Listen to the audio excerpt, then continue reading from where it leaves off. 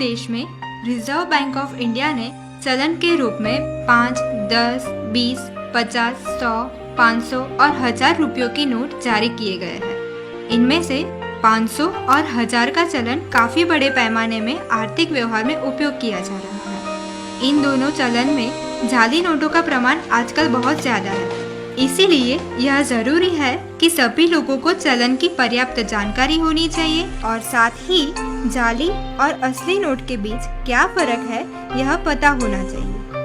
RBI ने भारतीय note की सुरक्षा के लिए कुछ महत्वपूर्ण कदम लिए हैं। सी थ्रू रजिस्टर। नोट के बाएं कोने के बीच में आगे और पीछे की ओर फ्लोरल डिजाइन प्रिंट की होती है। आधा अंक आगे की ओर और आधा अंक पीछे की ओर प्रिंट होता है। इसकी वजह से नोट को लाइट के सामने रख के देखते हैं तो उसमें 500 अंक में लिखा हुआ देख सकते हैं। Identification mark. नोट में फ्लोरल प्रिंट की नीचे की तरफ एक मार्क है जो एम्बोज होता है। अलग अलग नोट में मार्क का आकार अलग अलग होता है, जिसे छू के पता कर सकते हैं कि 500 की नोट में यह मार्क गोलाकार होता है। Water mark. जब आप नोट को लाइट के सामने रख के देखेंगे तो नोट के इस खाली भाग में गांधी जी की छुपी तस्वीर और 500 अंक में लिखा हुआ देख सकते हैं। Security thread.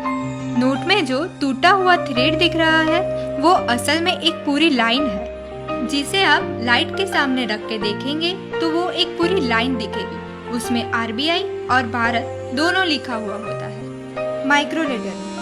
नोट में महात्मा गांधी जी की तस्वीर के पीछे अक्षर और अंक में आरबीआई और 500 लिखा होता है, जिसको आप मैग्नीफाइंग ग्लास के माध्यम से देख सकते हैं। Optically variable ink. नोट को सीधा पकड़ने पे अंक 500 का रंग हरा दिखता है, लेकिन नोट का एंगल बदल के देखेंगे तो ये नीला दिखेगा।